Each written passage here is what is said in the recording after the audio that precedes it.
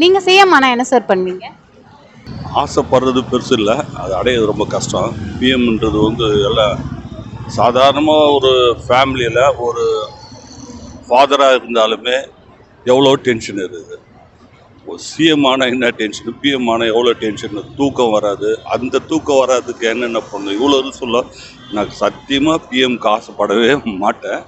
அப்படியே வந்தாலும் என்னால் முடிஞ்சது இந்த நாட்டு மக்களுக்கு என்ன செய்யணுமோ முடிஞ்ச அளவுக்கு செய்வேன், கண்டிப்பாக செய்வேன்.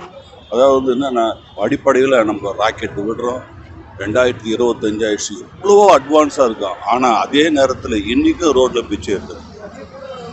அதை மாற்ற எவனாலையும் முடியுதா? யாராலையும் முடியல. ஏன்னா அரசியல் கட்சியில் பணக்காரனவே தான் இருக்கான், ஏழை இன்னும் அப்படி தான் இருக்கான். இன்னும் அவன் நெக்ஸ்ட் லெவலுக்கு வரவே இல்லை. அவன் வந்தால் தான் இந்த நாடு வந்து ஒரு அளவு. இப்போ நான் சில வெளிநாட்டுக்கெல்லாம் போயிருக்கேன். அங்கெல்லாம் பார்த்தா மனுஷனை வந்து சட்டத்தை மதிக்கிறான். யார் வந்தாலும் சட்டத்தை மட்டும்தான் மதிக்கிறான். நீதிபதி வந்தாலும் சரி தான், அது பிரைம் மினிஸ்டர் வந்தாலும் சரி தான், சட்டத்தை மட்டும்தான் மதிக்கிறான். ஆனால் இங்கே மனுஷனை மதிக்கிறான். இவங்க யாருமே சட்டத்தை மதிக்கிறதே கிடையாது. ஸோ இந்த மாதிரி ஒரு நிலையில் நம்ம இருக்கிறோம். எல்லாருமே சரிசமமாக வாழணும், கீழேருந்து மேலே வரைக்கும். பணக்காரன் எப்போவுமே பணக்காரனாக இருக்கிறது, ஏழை எப்போவுமே ஏழையாக இருக்கிறது தான் வச்சுன்னு இருக்காங்க. இப்போ இருக்கிற சூழ்நிலை வெளியில் சொன்னால் நிறைய பிரச்சனைகள் இருக்குது. அது வெளியில் சொல்லணுன்னு ஆசையாக தான் இருக்குது, ஆனால் அதை வந்து சொல்ல முடியல. ஏன்னா அரசியல் அந்த மாதிரி இருக்குது. அது எவ்வளோ கீழ்த்தரமாக போயிடுது, அவ்வளோ கீழ்த்தரமாக போயிடுது. நம்மளாம் வந்து ஒரு சரிசமம்னு ஒரு மன்னராட்சி மாதிரி இல்லை, ஒரு நம்ம தான் அப்படின்னு இருக்கணும். ஏன்னா எவனும் இங்கே வந்து 50 60 வயசுக்கு மேலே 70 வயசுக்கு மேலே இருக்க போகிறது கிடையாது. 100 வயசுக்கு மேலே கண்டிப்பாக கிடையாது. இருக்கிற காலத்தில் நல்லது செய்யணும், முடிஞ்சால் நல்லது செய்யணும், இல்லையா இந்த பக்கம் கூட வராது. தமிழ்நாடை பொறுத்த வரைக்கும் 2 கட்சி தான், அது எந்த மாற்றமும் கிடையாது. இன்னும் வந்தால் டிஎம்கே இல்லைன்னா ஏடிஎம்கே. இந்த கட்சிகளை சார்ந்து தான் பிற கட்சிகள்லாம் இருக்குது கண்டி. இப்போ டிவிக்கே வந்துருக்காங்க, ஜனம் 10 லட்சம் பேர் வராங்க, 20 லட்சம் பேர் வராங்க. ஆனால் எல்லாருமே வந்து ஓட்டு போடுவாங்களான்னா கண்டிப்பாக கிடையாது. அவங்க வர ஜனங்கள்லாம் ஓட்டு போடணும்ல, ஓட்டு போட்டால் தான் நம்ம வர முடியும். வர்றதுன்னு நினைக்கிறது அது சில அனுபவம் எல்லாம் இருக்குது. எடுத்த உடனே நம்ம வந்து அந்த அளவுக்கு போகக்கூடாது. கொஞ்சம் கொஞ்சமாக படிப்படியாக வரணும்.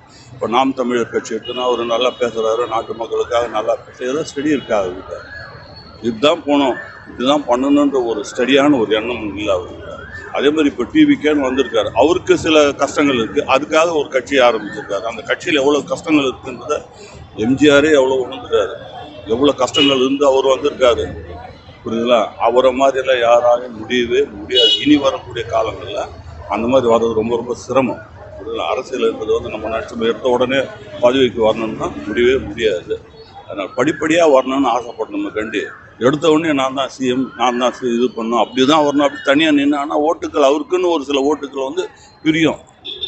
அது 2 கட்சியிலேருந்து தான் பிரியும்.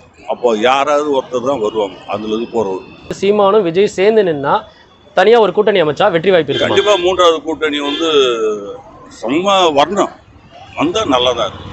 எங்களை பொறுத்த வரைக்கும் மாற்று சிந்தனைகள் எல்லாம் யாராவது ஒருத்தர் வந்து இந்த நாட்டை நல்லா காப்பாற்றணும்னு நினைக்கிறோம், யாராவது மக்களுக்கு தொண்டு செய்யணும்னு நினைக்கிறோம். யார் வேணாலும் வரட்டும், வந்து நல்லா செய்யணும். புரியல? இந்த டிவிக்கும் நாம் தமிழர் கட்சியெல்லாம் ஒன்றா சேரணும் இல்லைங்களா?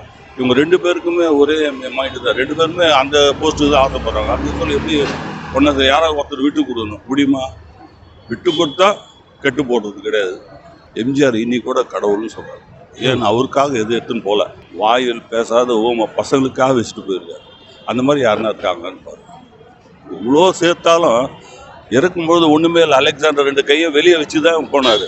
என்ன இருக்குது இங்கே? நம்ம எதுக்கு வந்தோமோ அந்த கடமையை சரி வர செய்யணும். யாராக இருந்தாலும் செய்யட்டு சார், அவங்க தான் நீடூழி வாழ்வாங்க, நீடூழி இருப்பாங்க.